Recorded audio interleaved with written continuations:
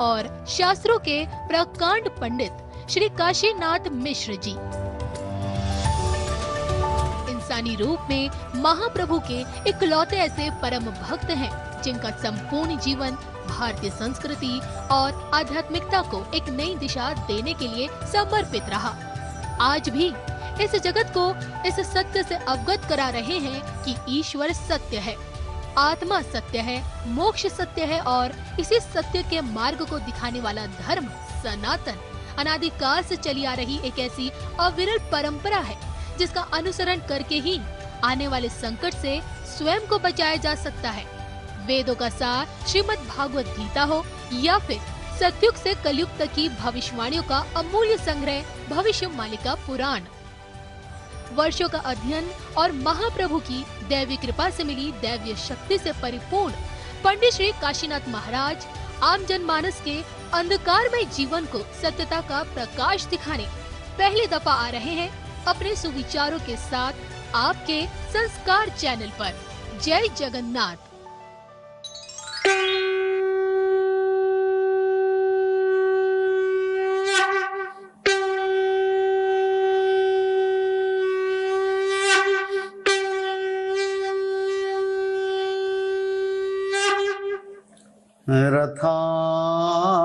रथारूढो गच्छन् अतिमिलितभूदेव पटलैः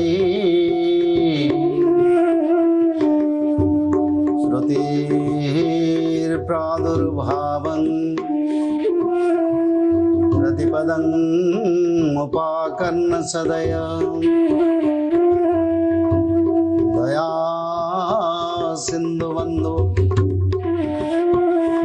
सकल जगदां सिंधु सुतया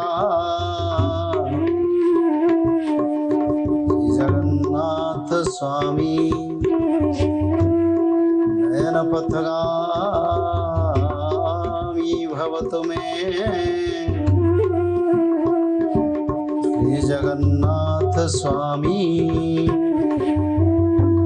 नयन पथगामी भवतु मे। बोले सच्चिदानंद भगवान की जय, श्री वृंदावन बिहारी लाल की जय, जय माँ राधा रानी की जय, जय श्री जगन्नाथ स्वामी की जय। अति पवित्र पावन धारा है श्रीमद् भागवत महापुराण। सभी पुराण से परे है, मानव का कल्याण, मानव का उद्धार के लिए सबसे बड़ा पवित्र धारा है। सारे मुनि ऋषियों ने कलियुग का आगमन के कारण अपना स्थान छोड़ के सारे वैभव संपत्ति को छोड़ के मानव का कल्याण, देवताओं का कल्याण के लिए, ब्रह्मांड का कल्याण के लिए महायज्ञ का अनुष्ठान करें। और उसी समय श्रीमद् भागवत महात्म्य के अनुसार नारद महामुनि भगवान महाविष्णु से भेंट होता है। भगवान महाविष्णु को नारद महामुनि सारे ब्रह्मांड का वार्ता बताते हैं। पर प्रभु धरती पर छोड़ने के बाद कली का जो प्रभाव पड़ गया था, सनातन धर्म की पर विधर्मी लोगों का जैसा प्रहार होता था और सनातन धर्म को धरती पर मानव का मूल्यबोध में, मानव का कल्याण में लगने के बाद सनातन धर्म मानव सभ्यता से दूर हो जाता था। भगवान को सब कुछ जानकारी था। तो भगवान महाविष्णु ने नारद महामुनि को मृत्यु को जाके धरती पर सनातन धर्म मानव का कैसा समय चल रहा है, मानव लोगों कैसे स्थिति पर, क्यों प्रभु तो भगवान कृष्ण के अवतार के महाभारत युद्ध के बाद ब्रह्म शाप मिलने के बाद धरती छोड़ दी और नारद महामुनि को वो भेजा देखने के लिए धरती पर क्या हो रहा है। नारद महामुनि ने आके सारा भारत की सारे पवित्र धाम, सारे क्षेत्र को पर्यटन किया। कारण एक ही था, सनातन धर्म का स्थिति क्या है। जैसे कि आज भी हम देखते हैं सनातन धर्म सारा विश्व में नहीं है। विश्व की हाथ गिनती कुछ देश पे हम सनातन धर्म को देखते हैं, पर सारा विश्व में कई अलग धर्म का प्रसार ज्यादा बढ़ रहा है। और उसी समय भी सप्तद्वीप मही पर नारद महामुनि खुद दिखे। ये समय कलियुग का आद्य समय पर, यानी जब भगवान धरती छोड़े, परीक्षित महाराज का देहांत हुआ और श्रीमद् भागवत पवित्र तत्व का धरती पर मानव कल्याण के लिए जरूरी था। भक्ति ज्ञान वैराग्य धरती पर ना रहने की बराबर थे। और ऐसे समय नारद महामुनि भारत के पुष्कर, प्रयाग, हरिद्वार, काशी, गोदावरी, कुरुक्षेत्र, श्रीरंग, रामेश्वरम, जगन्नाथ धाम, कई जितने धाम है भारत में, जितने तीर्थ है, सभी का पर्यटन करके देखें।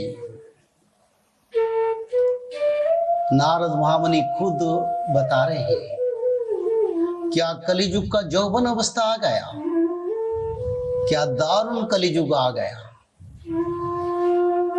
मैं ये आपको कलियुग का आद्य समय का बात कर रहा हूं। मैंने पहले से बताया, आरभ्य यदा देवर्षयो सप्तमाघेषु विचरन्ति ही तदा प्रभुतस्तु कली द्वादशाब्द शतात्मक। जिस समय सप्तऋषि मघा नक्षत्र पर विचरण कर रहे थे, जिस समय परम निधान भगवान श्री कृष्ण के देहांत हुआ, उसी समय तदा प्रभु तस्तु कली द्वादशाब्द शताब्द, यानी कलियुग को उस समय 1200 साल हो गया था। ऐसे ही शास्त्र के अनुसार कलियुग का आयु 4,32,000 है। पर 4,32,000 तो समय कितने बड़ा समय है, पर हम श्रीमद् भागवत जी में ही पढ़ते हैं।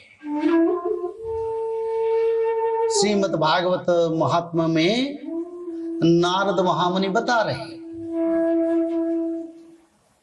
बोले जितना तीर्थ को मैं पर्यटन किया, सभी तीर्थ पर अधर्म ही अधर्म का प्रकाश है। कहीं सनातन धर्म का मूल तत्व पवित्रता मेरे को नहीं नजर आ रहा है। बस संकेत की रूप से सनातन धर्म का स्थिति में देख रहा हूं, पर कार्य में नहीं देख रहा हूं। और नारद मुनि बता रहे हैं, कलियुग का दारुण कलियुग चल रहा है। ये एक गूढ़ तत्व है। अगर कलियुग का आयु 4,32,000 है, मात्र 1200 साल के अंदर दारुण कलियुग कैसे आ गया? उस समय तो कलियुग का छोटा छोटा परिवर्तन होना चाहिए था, पर नारद महामुनि ही बता रहे सभी तीर्थ जैसे कि पुष्कर, प्रयाग, हरिद्वार, काशी, गोदावरी, कुरुक्षेत्र, श्रीरंग और रामेश्वर क्षेत्र पर नारद महामुनि कलियुग का पूर्ण शक्तिशाली रूप का दर्शन करें। नारद महामुनि ने ही देखे कलियुग की मानव लोग मिथ्यावादी बन गए हैं। बातों बातों में सब मिथ्या ही मिथ्या कहते हैं। कहीं पुत्र पिता को कहते हैं, कहीं पत्नी अपने स्वामी को कहते हैं, कहीं माता को अपना संतान लोग कहते हैं, तो कई संसार में मानव मानव के बीच में मिथ्या का प्रसार हो गया। कलियुग के मानव लोग मिथ्यावादी बन गए हैं। सभी लोगों के पास आलस्यता, अलसीपन यानी काम करने की इच्छा शक्ति नहीं। सभी सोने के लिए, कामना, वासना, भोग विलास के लिए सभी का मन में दुर्भावना का एक रूप दिखाई देता है। इतने कम समय 1200 साल में सभी मानव में आलस्यता, कली का पूर्ण का रूप का प्रकाश देख रहे नारद महामुनि। मन विचलित हो रहा है नारद महामुनि। और ऐसे भी फिर दिखे हैं सभी मानव उपद्रवग्रस्त हो गए, यानी आपस में बैरी, लड़ाई झगड़ा, हिंसा, बातों बातों में किसी को कोई छोटे छोटे बातों से परेशानी और क्रोध, अहंकार और आपस में लड़ाई। तो सभी मानव के बीच में कलियुग का जो हिंसा का लक्षण है, वो लक्षण को भी नारद महामुनि देख रहे हैं। और जो चारों पाद धर्म है, सत्य, तप, शौच, दया, दान, यानी मिथ्यावादी मानव लोग बन गए। सत्यता नहीं है मानव समाज में। उसी समय का बात मैं कर रहा हूं। आज तो भारत में गांव गांव में, शहर शहर में, घर घर में भागवत पठन हो रहा है, भागवत कथा भी हो रहा है। पर उस समय का स्थिति के बारे में श्रीमद् भागवत जी में जो वर्णन है, ये तो एक गूढ़ तत्व, इसको पर विचार करना चाहिए मानव सभ्यता को। और उसी समय मिथ्यावादी, आलसी, उपद्रवग्रस्त और दया और दान, सत्यता मानव सभ्यता में नहीं है। तपस्या, ध्यान और प्रयत्न, भक्ति भाव किसी का पास नहीं। कैसा स्थिति? और सभी कामना वासना में डूबे हैं, सोचता नहीं। और दया, किसी किसी मनुष्य के पास दया भाव। संसार में अगर दया है तो दया से मानव से संसार में सुख शांति प्रकट होता है। कोई लोग अगर गलती करता है, एक बार उसको अगर क्षमा दिया जाता है तो उनका मन ही बोलेगा, एक बार गलती तो मेरे को क्षमा मिल गया, बस दोबारा गलती मैं नहीं करूंगा। पर एक बात गलती से अगर उनको दंड मिल गया, कहीं मानव लोग मति भ्रष्ट हो जाते हैं, क्रूर हो जाते हैं। छोटे छोटे दोष यानी गलत करने वाले लोग बड़े गलतियां करने बैठते हैं। दया एक समाधान का सूत्र है। दया एक मानव समाज में परिवर्तन का सूत्र है, जिसमें मानव सभ्यता में सुख शांति फैलता है। और तप सोच दया दान, और दान तो किसी से नारद महामुनि ने नहीं दिखा, और वो दुर्लभ हो गया था। यानी नारद महामुनि बोले मेरे को दिखाने को नहीं मिला ये सत्य सोच तप दया दान, ये कुछ नहीं मेरे को दिखाई दिया।